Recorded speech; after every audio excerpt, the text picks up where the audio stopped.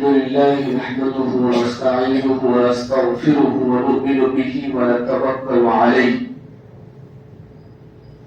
ونعوذ بالله من شرور أنفسنا ومن سيئات أعمالنا من يهده الله فلا مضل له ومن يضلله فلا هادي له ونشهد أن لا إله إلا الله وحده لا شريك له ونشهد أن محمدا عبده ورسوله أما بعد فأعوذ بالله من الشيطان الرجيم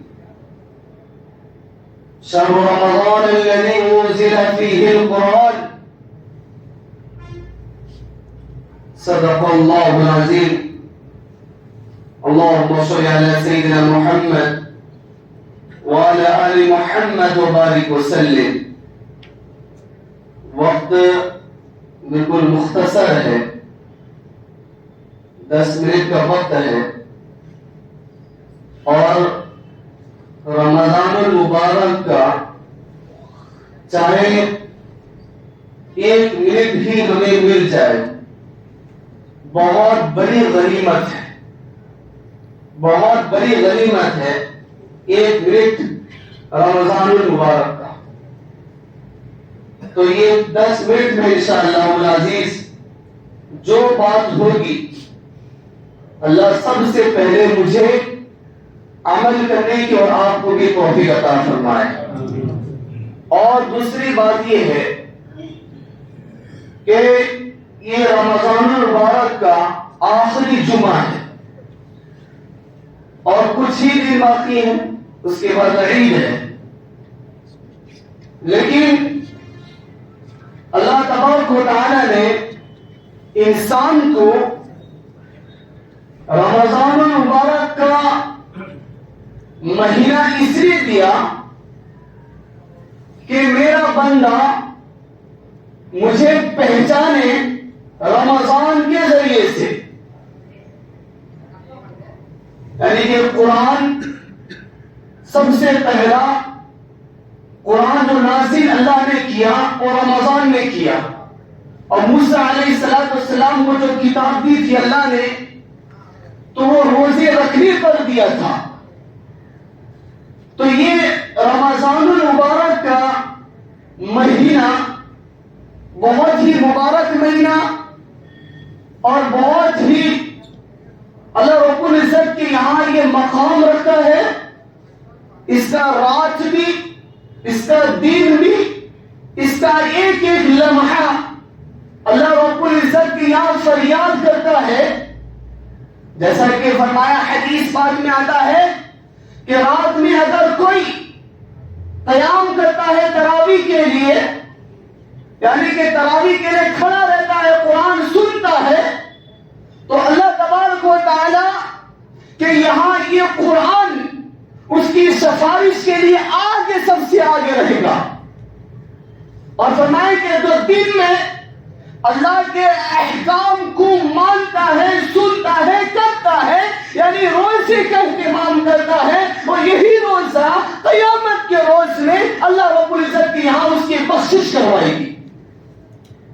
تو میرے بھائی بزرگ دوستوں، تو رمضان مبارک کا رات بھی مبارک اور دن بھی مبارک، اور پورے 24 گھنٹے چاہے 1 سیکنڈ ہی ہمیں کیوں نہ مل جائے، چاہے 1 منٹ بھی کیوں نہ مل جائے، یہ ہمارے لیے غنیمت اور مغفرت کے ذریعے ہے رمضان المبارک میں.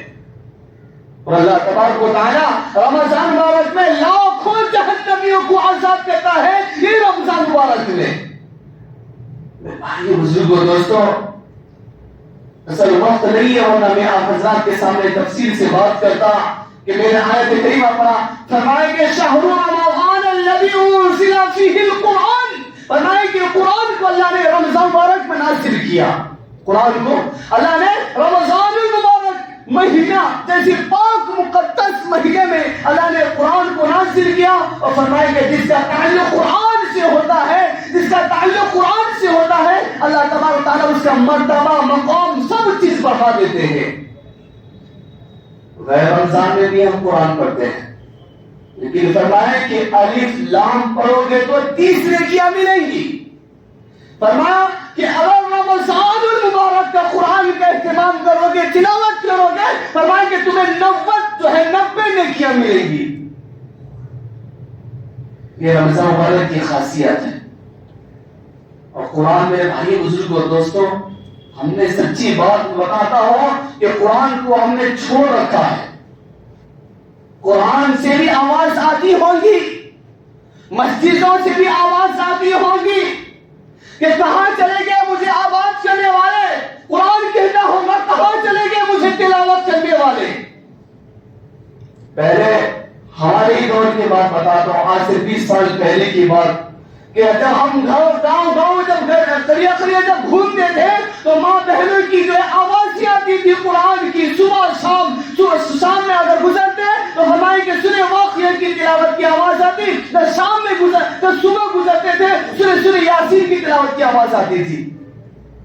عورت بات الگ ہے، مرد بھی حضرات قرآن پڑھنا چھوڑتی ہے. حضرت فاطمہ رضی اللہ تعالی عنہا سب سے لاڈلی بیٹی، اللہ کے نبی صلی اللہ علیہ وسلم کی چہیتی چھوٹی بیٹی، 2 عشاء کی نماز پڑھی، فرض نماز 2 رکعت نفل کے لیے نیت باندھی، اللہ اکبر نیت باندھی، اور تلاوت کرنے میں اتنا مصروف رہی اور اتنا مزہ اٹھائی، اتنا لطف اٹھائی کہ پوری رات تلاوت کرنے میں گزار دی. میرے بھائی بزرگوں دوستوں، جب صبح صادق و سلام پھری تو اللہ سے شکایت کرنے لگی، یا اللہ تیری رات کتنی چھوٹی ہے کہ میں نے 2 رکعت کے لیے نیت باندھی اور جو تیری رات مکمل ہو گئی. آج ہمیں جو ہے مسجد میں آئے تو ہمارا دل دھڑکتا ہے تو ہم نکل کے بھاگ جائیں. کیسے ہم معلوم کریں گے اپنے آپ کو؟ جمعہ کا دن دیکھ لینا، جیسے نماز ختم ہوئی فوراً چلے گئے سنت سے کو دور. تو کہاں سے میرے بھائی بزرگوں دوستوں اللہ کے مدد ہمارے سامنے آئیں گے؟ اللہ رب العزت سے ہم دعا مانگیں گے تو کیسے قبول ہوں گے جب ہم اللہ کے حکم کو جب نہیں مان رہے ہیں؟ اللہ کے حکم کو جب نہیں مان رہے ہیں تو میرے بھائی بزرگوں دوستوں میں کہہ رہا تھا قرآن کے بارے میں کہ قرآن اللہ نے رمضان مبارک میں نازل کیا اور اتنا، اور اللہ تبارک و تعالیٰ کہتا ہے کہ قرآن کے پڑھنے میں رمضان مبارک میں 30 نیکیاں اللہ تعالیٰ عنایت کرتا ہے، اور یہی قرآن اللہ تبارک و تعالیٰ کی یہاں مغفرت کروائیں گی. جیسے سورہ ملک کے بارے میں آتا ہے کہ اگر کوئی سورہ ملک تلاوت کرتا ہے، سورہ ملک تبارک الذی بیدہ الملک، اگر کوئی سورہ ملک پڑھتا ہے تو فرمائیں کہ قیامت کے روز میں یہ سورہ ملک میں شکل دیا جائے گا، وہ آ کر اس کی مغفرت کروائے گی. آج ہم اعمال سے بالکل خالی ہیں، اعمال سے بالکل ہم خالی ہیں. اللہ کے یہاں ہمارا کیا مقام ہوگا جب ہمارے پیر کے پھسلنے سے ہمارے زبان سے اللہ نہیں نکلتا، ہمارے پیر کے پھسلنے سے ہماری زبان سے لا الہ الا اللہ نہیں نکلتا؟ تو ملک الموت جب سامنے آ جائے، رمضان میں بھی موت ہوتی ہے، غیر رمضان میں بھی موت ہوتی ہے. کل ایک خبر آئی تھی کہ آدمی کا انتقال ہو گیا، اور جو ہے موت جو ہے کسی کے لیے فکس نہیں ہے کہ یہ مہینے میں وہ مہینے میں، اس کے لیے وہ مہینہ کبھی بھی آ سکتی ہے. لیکن فرمایا کہ اللہ کے یہاں جانے سے پہلے اعمال بنا کر جاؤ، اللہ کو راضی کر جاؤ، تب تک کامیابی نصیب ہوگی. حضرت فاطمہ رضی اللہ تعالی عنہا کا جنازہ رات میں اٹھایا. حضرت ابو ذر نے کہا یہ خبر تجھے معلوم بھی ہے یہ کون ہے؟ فرمایا کہ حضور کی بیٹی ہے، حضور کی بیٹی حسن حسین کی امی جان ہے، علی کی جوزہ ہے. فرمایا قبر سے آواز آتی ہے ابو ذر، قبر میں حساب و نسب نہیں دیکھا جائے گا، قبر میں وہی آرام کرے گا جس کا دل مسلمان ہوگا. آج سچی بات بتائیں، میرا ایمان کا کیا حال ہے؟ میں رمضان سے کتنا جڑا ہوا ہوں، میں قرآن سے کتنا جڑا ہوا ہوں، میں اللہ سے کتنا جڑا ہوا ہوں، میں جو ہے قرآن کو کتنا تلاوت کرتا ہوں دن بھر میں. کم از کم میرے بھائی بزرگوں دوستوں، چاہے آپ ہندی میں لے لیں، تیلگو میں لے لیں، چاہے بنگالی میں لے لیں، اڑیا میں لے لیں، ہر زبان میں آپ کو قرآن ملے گی، ہر زبان میں. ایسا نہیں کہا کہ تیلگو میں پڑھو گے تو ثواب میں کمی آئے گی، ایسا نہیں کہا، بلکہ وہی الفاظ ہے، وہی زبان ہے. قرآن چاہے تم تیلگو میں پڑھو، چاہے تم جو ہے بنگالی میں پڑھو، چاہے کوئی بھی زبان میں تمہیں ثواب وہی ملے گی 30 نیکیاں. ایک شخص جا رہا تھا راستے میں جا رہا تھا, ایک کپڑے اس کو ملے, کپڑا ملا جو ریشم کا کپڑا تھا. اٹھایا اور جھاڑا, کندھے میں رکھ کر چل دیا. پھر آگے پہنچا تو دیکھا کہ ایک اور کپڑا ہے جو ایک دم بہت سیدھا کپڑا ہے, ایک دم بہت سیدھا میرا کچیرا کپڑا, ایک دم بہت سیدھا کپڑا ہے. اور اس کو اٹھاتا ہے, چومتا ہے آنکھ سے چومتا ہے, اور آنکھوں میں لگاتا ہے, منہ سے چومتا ہے اور کندھے میں رکھ دیتا ہے. لیکن الماری میں جو ہے اسے سجاتا ہے.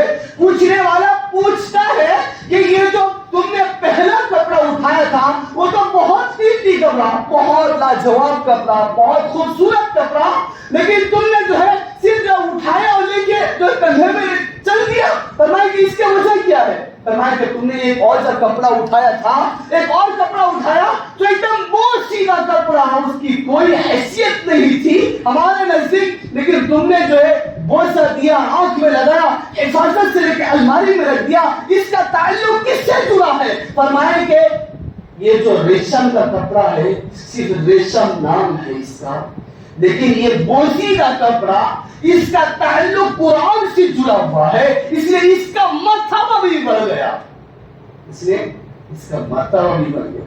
سچی بات بتائیں, اگر ہم واقعی اگر قرآن سے ہم تعلق رکھیں گے کیا ہمارا مرتبہ نہیں بڑھے گا؟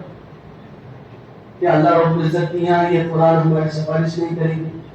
انکار کرنے والا کو یہ روزے رکھنے والے حضرات جو ہم روزہ رکھتے ہیں, کہ اللہ کے یہاں اس کا کوئی مقام نہیں ہے؟ روزہ بخشش کروائیں. آج میرے بھائی بزرگوں کو ضرورت ہے اس بات کی کہ زیادہ سے زیادہ قرآن کی تلاوت.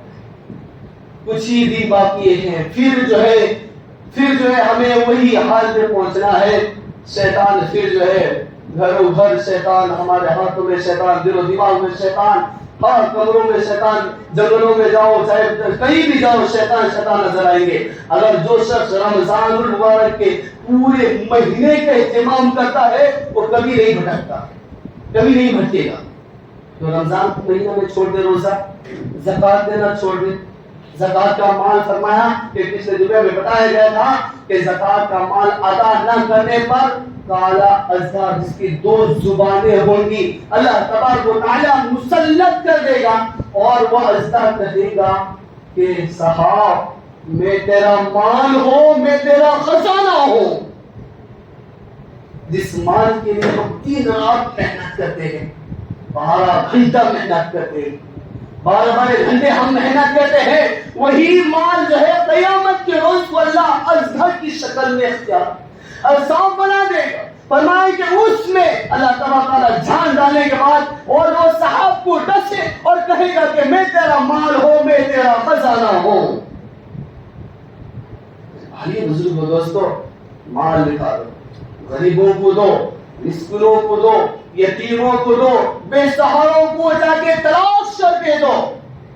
ایک شخص نے اللہ کے نبی صلی اللہ علیہ وسلم کے سامنے جو ہے خانہ کعبہ کے غلاف کو پکڑ کر رو رہا ہے, خانہ کعبہ کے غلاف کو پکڑ کر رو رہا ہے. اللہ کے نبی نے فرمایا کہ تجھے کیا ہوا, اتنا رو رہا ہے, کیا ہوا؟